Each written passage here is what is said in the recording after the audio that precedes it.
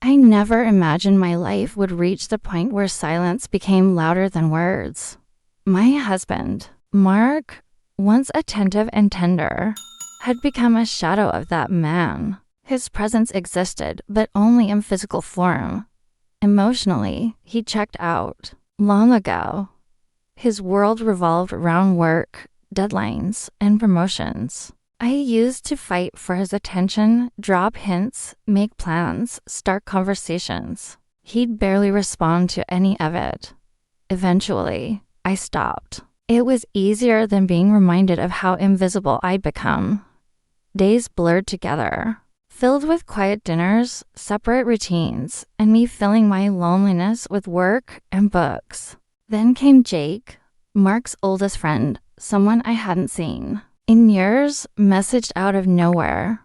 His text was brief, "Can I talk to you?" But something about it felt urgent. I didn't hesitate. I said yes. When we met, he looked broken, tired eyes, shaky voice, like the world had just chewed him up. His girlfriend of 5 years had left him for someone else. He tried to play it off like it didn't hurt, but I saw through it. I listened. Really listened. I didn't realize how much I missed that, being present, connected, needed. We talked for hours, laughed in between his confessions. And when he looked at me with that raw honesty, like I was the only safe place he had left, I felt something shift inside me. It wasn't romantic, not yet, but it was warm, unfamiliar, dangerous. I kept telling myself I was just being kind, helping someone who had no one else. But even as I rationalized it, I couldn't deny how good it felt to be seen again, to matter. After that day, we stayed in touch. Nothing intense, just check-ins, quick chats. But I found myself waiting for his name to pop up on my screen. When it did, I'd smile in ways I hadn't in years. I tried not to overthink it. He was going through a rough time. I was being supportive. That's all. That had to be all. Still, I didn't tell Mark. Not because I was hiding anything. At least that's what I told myself. But because I knew how it would look. The emotional disconnect in our marriage wasn't new. But bringing another man into that void, even platonically, would raise questions I wasn't ready to answer. So I stayed quiet. And deep down, I think I liked it that way. That secret part of my day that was just mine. With Jake, I didn't have to pretend everything was fine. I didn't have to be strong. I could just be me, the version of me that hadn't been buried under years of neglect. That was the moment the line began to blur. Not because of anything we did, but because of what I started to feel. He reminded me of what it was like to be someone worth listening to. And I didn't realize how dangerous that could be until it was already happening. It started slowly, almost unnoticeably. Jake began texting every morning. Just simple things. "Hope you slept well. Don't forget to eat today." They were small gestures, but they reached places inside me that had been dormant. I told myself it was just kindness, that he was still healing, that I was just being a friend. But I also noticed how I started dressing differently when I replied. I noticed how I waited for his messages before starting my day. That should have been the first sign something was shifting. We talked about everything. His breakup, my frustrations at home, childhood stories, dreams we'd buried. He asked questions Mark never thought to ask. Not out of obligation, but genuine interest. I found myself telling him things I hadn't told anyone. About how often I cried when no one was looking. About how lonely it felt to sleep next to someone who never reached for you. Jake never judged. He just listened. And in that silence, I felt more understood than I had in years.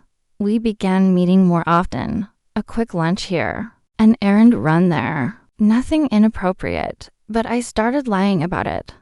I'd say I had a work call or needed fresh air. The lies weren't complicated, but they were enough to confirm this wasn't as innocent as I was pretending. There was a moment when he reached out to brush something from my cheek, and I didn't flinch. I let him. I noticed how my skin responded to his touch, how it lingered even after he pulled away. The guilt didn't hit me yet. I told myself we hadn't done anything. No lines had been crossed, but I'd already stopped mentioning him to Mark. That omission said everything. I began craving our conversations, anticipating his laughter, the comfort in his voice. I'd reread his messages at night and feel my heart race. I was chasing something, and I didn't want to admit what it was. One night, after another silent dinner at home, Mark buried in his emails, I texted Jake and told him I needed company. He came over without hesitation. I poured wine, and we sat closer than before. The tension was thick, but neither of us moved. We talked until it got late, our voices softer, words fewer. I caught myself watching the curve of his smile, the way his eyes lingered. He touched my hand, and I didn't pull back. That moment felt like the edge of a cliff. Nothing had happened, but it could have, easily. I told myself it was a moment of weakness. That loneliness was playing tricks. But the truth was, I didn't want to stop. I wanted more. I missed being wanted. I missed connection. And Jake gave that to me without asking anything in return. The danger wasn't just in what we might do, but in how badly I needed what I was beginning to feel. He showed up unannounced, his eyes swollen and red. I could tell something had shattered him. He told me his ex was engaged. Just like that. Moved on like he never mattered. His voice cracked mid-sentence, and I didn't even think. I pulled him close, arms around him, and he didn't let go. For the first time in a long time, someone held me like I was home. And for a second, I forgot everything else. His breath was uneven against my neck. And then he kissed me, soft, hesitant, but certain. I didn't move. I didn't stop him. I kissed him back.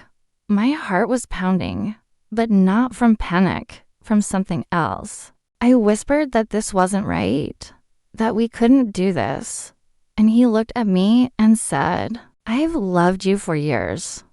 That broke something in me, because deep down, I had felt it too.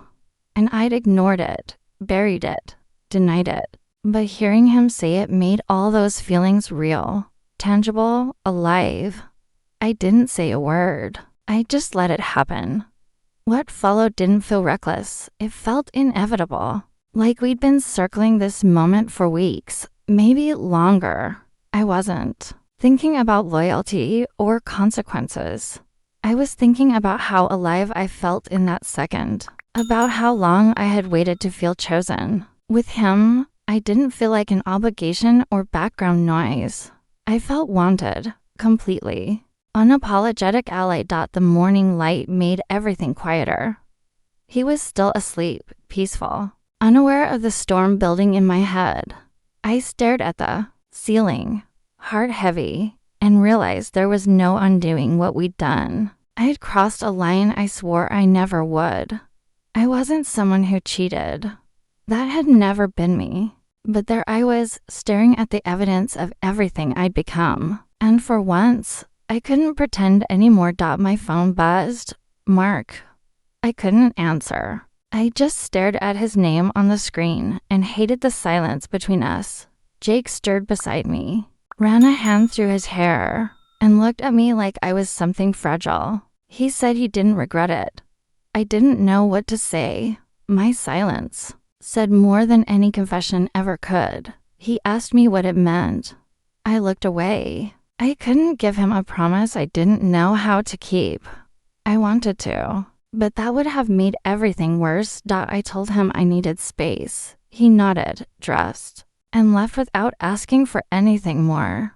The door closed, and I sat alone, surrounded by the noise of everything I'd broken.